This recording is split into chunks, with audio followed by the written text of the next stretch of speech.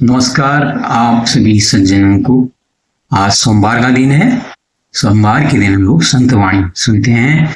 आजकल हम संत कबीरदास जी की वाणी का अध्ययन कर रहे हैं, जो उन्होंने प्रकृति में देखा, किस तरह से कीट पतंगों इत्यादि का उन्होंने उदाहरण देखिए, पक्षियों का, ये सब उदाहरण देखिए आदमी को समझाने की कोशिश की है कि सरल तरीके में, जो उपनिषद की भाषा है, जो आम आदमी की समझ में नहीं आ सकती, समझ लो उन्होंने उपनिषदों को ही अपने दोहों में दे के रख दिया है। आज के दोहे पढ़ते हैं हम चार। आइए इनको शुरू करते हैं। कबीर इस संसार का झूठा माया मोह, जी घरी जिना बधाउणा, ती धरती ता अंधो। कबीर इस संसार का झूठा माया मोह, जिह घरी जिना बधाउणा, तिह घरी तिता अंधो। इसका भावार्थ है, संत कबीरदास जी कह रहे हैं कि संसार का माया आकर्षण मिथ्या है।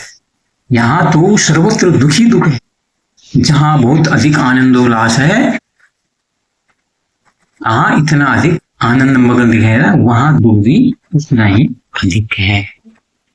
सीधे कितने सरल स्पष्ट मत आ गया। आदमी दौड़ता है आकर्षण के लिए, आदमी जोड़ना चाहता है, मेरे पास ये भी होना चाहिए, मुझे वो भी होना चाहिए। लेकिन वो सब करने के लिए जब आप बाहरी चीजें खरीदोगे, एक्स्ट्रा चीजें खरीदोगे, महंगे फोन चाहिए आपको, महंगी गाड़ियां अगर चाहिए, वो तो यही नहीं आती है, या तो बैंकों की किस्तों में आती हैं। बैंकों की किस्तें अगर नहीं भरोगे, बैंक अपना लोन लेने के लिए फिर आपके घर के साथ कुछ भी कर सकता है। हाँ, तो इसलिए जो है माया आकर्षित जरूर करती है, लेकिन उसके बाद जब आप बैंक की किस्त नहीं चुका पाते हो तो फिर वो आते हैं, कभी कभी नीलामी भी करनी पड़ती है। ये क्या है, हम ज्यादा लोभ में फंस गए, मोह में फंस गए, इस कारण से इतना भयंकर। पहले में तो बड़ी समाज की, नहीं भैया दौड़ लगाओ, उसके पास भी गाड़ी है, मेरे पास ये नहीं है, मेरे पास वो नहीं, हम लोग कहते हैं, बराबरी करने की कोशिश करते हैं। दूसरा कहाँ से ला रहा है, क्या ला रहा है, हमें पता नहीं है। हम न चाहते हैं, हमारे पास उतनी चीज नहीं है, हम उसकी बराबरी की कोशिश करते हैं, जिसकी वजह से क्या होता है, हम अनायास अनर्थक बेफजूल के कर्जों में दबते हैं। उसके बाद हमारे साथ कोई बैंक वाला आ रहा है, मान लो बैंक ने कुर्की कर दी है, फिर लोग छीटा करते हैं। जिस मान सम्मान को बचाने के लिए हम लोन ले रहे थे, फिर वही लोन हमारे लिए सबसे बड़े अपमान का कारण बनता है। कितनी बढ़िया तरीके से संत कबीरदास जी ने माया के बारे में। आज का दूसरा दुआ है, माया हम सो यूं कहिया, तू मति दे रे पू, और हमारा हम बलूं गया कबीरा रो। माया हम सो यूं कहिया, तू मति दे रे पू, और हमारा हम बलूं गया कबीरा रो। इसका पढ़ देते हैं, आइए हम। इसका भावार्थ क्या है। संत कबीरदास जी कहते हैं कि माया ने मुझसे कहा कि तू मुझसे विमुख मत होना, मेरे से दूर मत जाना, इसलिए माया ने विविध आकर्षण प्रस्तुत किए, किंतु यह मेरा आत्मबल है कि मैं माया से अप्रसन्न हो गया और उससे संबंध विच्छेद कर लिया। माया तो आकर्षण डालती है, किसी को फोन के बहाने कोई देख रहा, सोशल मीडिया में आदमी क्या है, वहां वीडियो वायरल करने की होड़ लगी रही। मैं आज काम आपको बता दे रहा हूँ, आदमी को वीडियो वायरल करने की होड़ रहती है।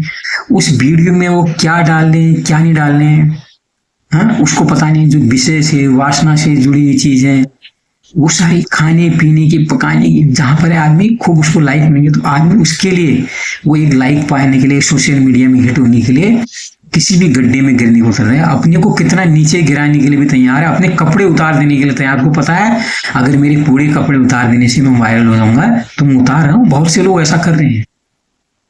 तो ये माया का आकर्षण है।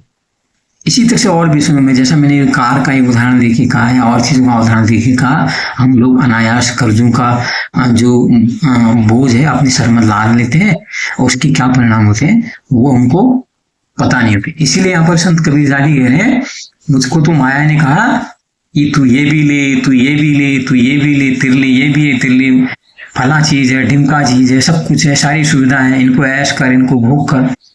लेकिन वो कह रहे हैं कि मेरा आत्मबल इतना है कि मैं माया से अप्रसन्न हो गया। सब है, पूरी धन संपत्ति, कमाने की कुव्वत है, पूरी हिम्मत है, सब कुछ है, उसके बाद आदमी अगर सीमित संतोष में सब कुछ कर रहा है तो फिर माया कोई प्रभाव नहीं करेगी। कई लोग होते हैं जिनके किस्से आते रहते हैं, जो गुजरात साइड से आते हैं, क्योंकि जैन परिवार की धनाढ़ युवा जोड़े ने दीक्षा ली पूरी अपनी करोड़ों अरबों की संपत्ति छोड़ की। अभी कुछ 1 वर्ष पुरानी शायद बात है, एक पति ने इच्छा व्यक्त की तो उसकी पत्नी ने कहा आप अकेले ही फायदा उठाना चाहते हो इस चीज का, मैं भी दीक्षित होती हूँ। तो साथ में पत्नी भी दीक्षित हो गई। अपनी छोटी बच्ची को बताते हैं, वो 5-6 साल की बच्ची को अपने माता पिता के हवाले करके दोनों दीक्षित हो गए। तो ये आत्मबल एक चाहिए सब छोड़ने के लिए, नहीं तो ये लालसा, ये माया हमें बिल्कुल भी नहीं छोड़ती, तरह तरह के तरीके देती है। आप विज्ञापन देखो, सोशल मीडिया में आप देखते हो इतने विज्ञापन आते हैं तरह तरह के, आजकल ये मिल रहा है, ये फ्री है, वो फ्री है, और फ्री होम डिलीवरी, हाँ, ये सारी चीजें स्कीमें चल रही होती ताकि आदमी उसमें फंसे, और बहुत से लोग फंसते भी हैं और कई लोग उसके शिकार भी होते हैं। ये जो तीसरा है वो है बगली नीर बटालिया, शायर चिड़िया कलम, और पखेरू पी गए हंस न बोए चंच। बगली नीर बटालिया, सावर चिड़िया कलम, और पखेरू पी गए हंस न बोए चंच। इसका अर्थ है कि माया रूपी बगुले ने आत्मा के जल को समाप्त कर दिया है, उसका तेज समाप्त कर दिया है, आत्मा नाम की चीज को उसने पूरा खत्म कर दिया है। इससे वो शरीर रूपी सागर कलंकित हो गया है, बहुत से पापों दोषों का भागी हो गया है। अन्य सांसारिक जीव तो इस गंदे जल को पी गए, अर्थात माया में संलिप्त हो गए, किंतु जो मुक्तात्मा है, हंस है, उन्होंने इस माया जल को छुआ। कितने बढ़िया रूपक यहाँ पर दिया है उन्होंने, कितना बढ़िया किस तरह से यूज किया है हंस को और बगुले का उदाहरण। देखिए दोनों देखने में सफेद ही दिखते हैं ना, लेकिन बगुले की प्रवृत्ति क्या होती है, बार बार वो बगुला भगत बना कहते हैं, चौंच मारता है और गंदा करता रहता है सागर को। लेकिन जो हंस है वो तो हंस है, वो बार बार डिस्टर्ब कुछ भी नहीं करेगा।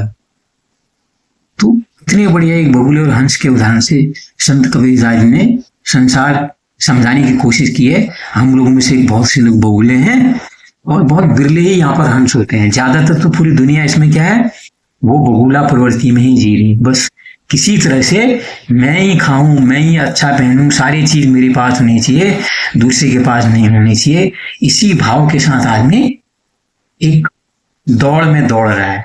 तरह तरह की जितनी वैज्ञानिक उन्नति हो रही है अच्छी चीज है, लेकिन वैज्ञानिक उन्नति के हम लोग एक परमार्थी के आध्यात्मिक लाभ भी उठा सकते हैं, लेकिन चूंकि हमारी प्रवृत्ति क्या है, बगुला प्रवृत्ति है, तो उसमें भी हम लोग क्या है, भोग प्रवृत्ति है। हम भोगने की कोशिश वहां पर कर रहे हैं और भोगने के एवज में हमको कितनी कीमत चुकानी पड़ती है। किसी को किसी चीज की बीमारी हो रही है, किसी चीज को किसी चीज की बीमारी, किसी को कुछ नहीं हो रही थी, वो इन चीजों के बारे में सोच सोच के वो दिमाग से ही फिर डिस्टर्ब हो जा रहा है, मानसिक रूप से ही अविकसित हो जा रहा है। ये सारा माया का प्रभाव है। आज का फिर अंतिम आप पढ़ लेते हैं। कबीर माया जिनी मिले सो दरियावे बाम, नारद से मुनियर गिले किसी भरोसे क्या। कबीर माया जिनी मिले सो बरिया देवा, नारद से मुनियर मिले किसी भरोसे क्या।